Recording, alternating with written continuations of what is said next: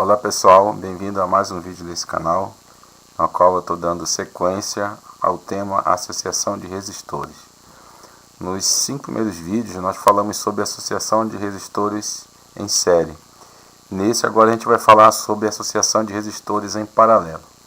Bom, aqui a gente já está vendo na figura o circuito que vai de A até B, que a corrente I, nesse caso aqui eu tenho um circuito com dois caminhos, certo?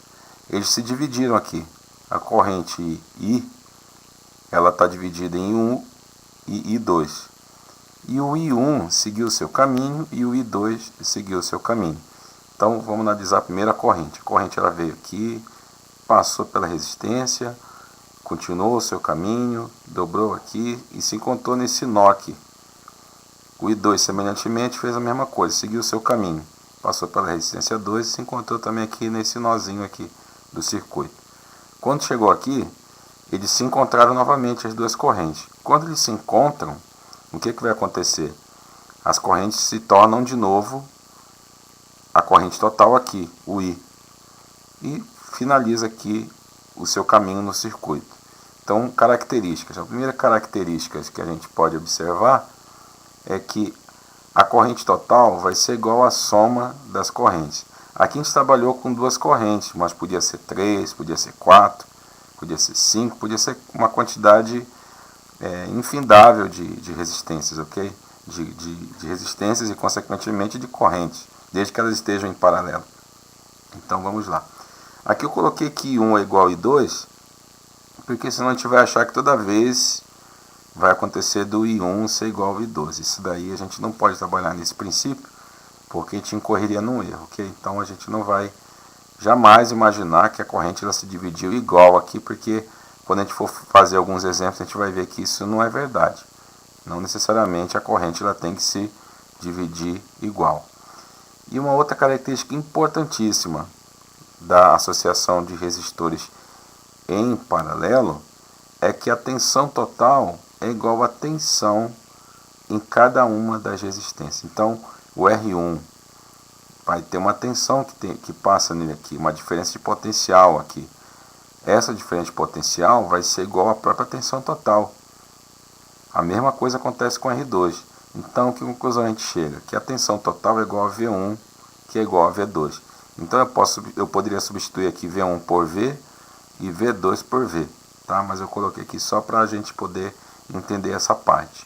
E dando sequência aqui, a gente percebe que qual é a finalidade da associação de resistores em paralelo. Como é que eu vou calcular essas resistências aqui? Ah, pessoal, outro dado que eu esqueci de falar, perdão. A potência que existe aqui também. Imagina que isso aqui está em série. Imagina que só tem isso aqui sozinho. Ele vai ter uma tensão e vai ter uma potência específica só para essa resistência. Aqui também. O paralelo é como se fosse duas associações em série, só que em estados separados. Tá? É basicamente isso. Mas a gente tem que entender que, como existe uma resistência, vai existir uma tensão e vai existir uma potência e vai existir também uma corrente que passa por ela. Bom, vamos voltar para cá então. A finalidade para você poder calcular a resistência equivalente numa associação em paralelo é a gente trabalhar com uma relação, que é essa relação aqui, que eu simbolizei por R aqui, que nesse caso aqui, como eu tenho duas resistências, diz aqui que o produto das duas resistências, produto é a multiplicação, R1 vezes R2, eu tenho que dividir pela soma dessas duas resistências. Sempre a gente vai trabalhar 2 a 2 as resistências, ok? Eu vou dar um outro exemplo logo mais abaixo, que a gente vai estar trabalhando com 3 resistências. E a gente vai perceber que o raciocínio vai ser o mesmo. Mas basicamente é isso. A corrente percebe que ela não muda. Eu coloquei aquela como corrente total, ou seja, já somei I1 e I2 aqui. A tensão não muda, porque eu já tenho a tensão que vai por todo o circuito, ó, tá bem aqui. Ela continua aqui, como eu tenho os pontos extremos aqui. A diferença é só essa, que agora eu transformei esse circuito em um circuito só, ok? Então essa aqui é a nossa resistência equivalente. Então vamos lá para um outro exemplo, dando um pouco de ênfase também à divisão da corrente elétrica. Eu sei que eu já expliquei, mas eu queria novamente falar. O que a gente percebe aqui na divisão da corrente elétrica? Bom, a gente vê que essa corrente ela tem a mesma característica, só que agora com 3 caminhos, o circuito com 3 caminhos. Então a gente percebe que a corrente total, quando saiu do A, estava aqui, mas aqui nesse nó aqui do circuito, ela se dividiu. Uma subiu, outra seguiu no meio e a outra desceu. Então eu tenho uma corrente I1, uma outra corrente I2 e uma corrente I3. Elas percorreram o caminho delas, tá? O I2 percorreu seu caminho, o I3 também percorreu seu caminho e o I1 percorreu seu caminho. Quando eles chegaram aqui, eles vão se encontrar de novo na estradinha azul de novo aqui, ó. E se encontraram aqui. O que isso quer dizer? Que a corrente total vai ser a soma das 3 correntes. É como eu falei, aqui no exemplo lá acima, eu trabalhei com duas correntes, ó. Como eu trabalhei com 2 correntes, a corrente total era I1 mais I2. Mas agora não, agora eu estou trabalhando com uma corrente, com 3 correntes agora. Então o que vai acontecer agora?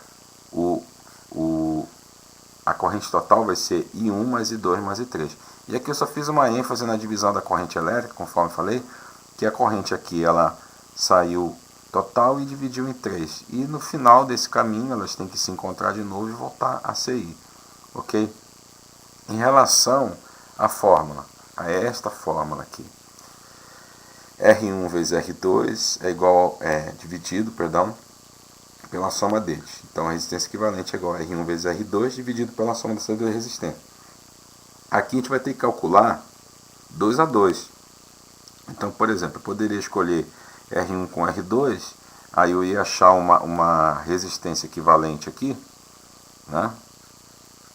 Eu poderia achar uma resistência equivalente aqui, vou chamar de resistência equivalente 1, certo? Que seria o que? Seria nessa fórmula aqui, ó, R1 vezes R2 e R1 mais R2, e depois que eu achasse essa resistência equivalente, a gente percebe que independente da corrente eu consigo calcular a resistência equivalente. A gente vê na fórmula que não mexe com corrente, então a gente consegue, desde que a gente tenha as resistências.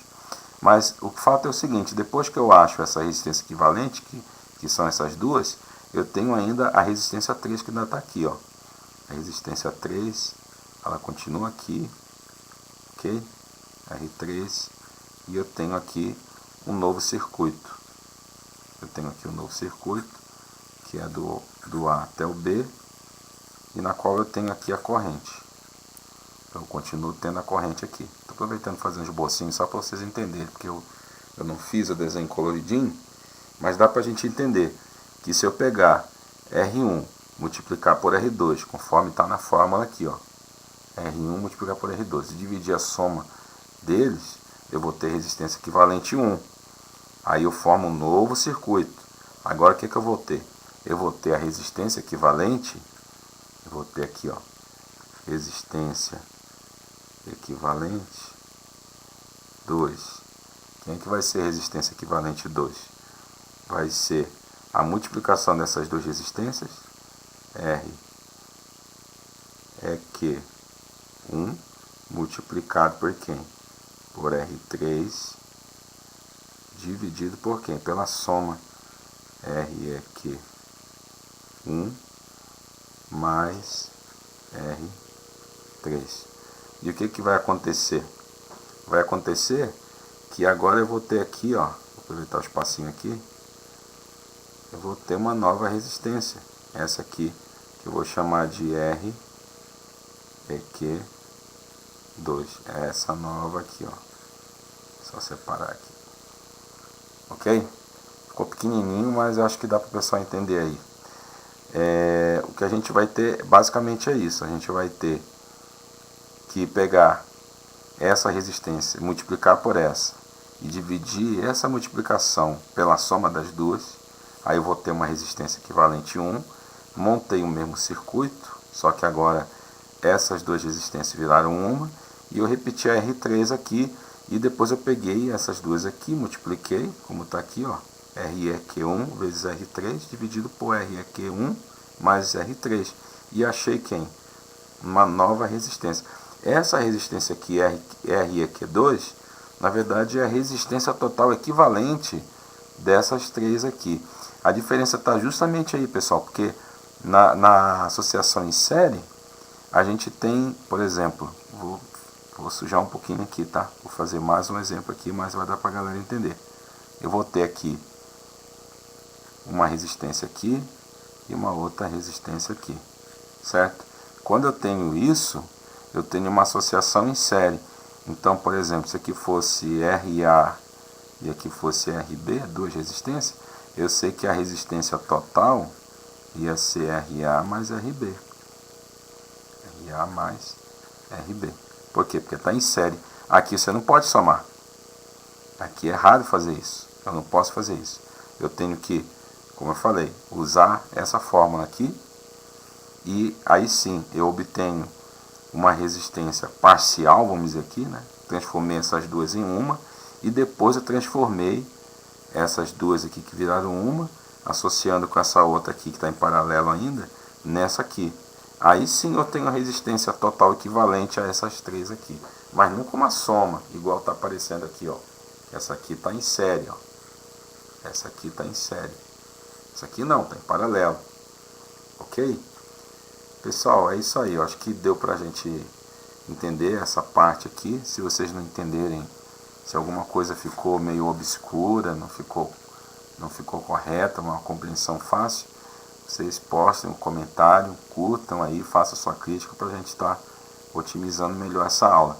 Eu vou dar sequência na associação de resistores em paralelo, ainda com mais um exemplo teórico, mas agora mexendo com as fórmulas da lei de Ohm, ok? Um abraço, fico com Deus.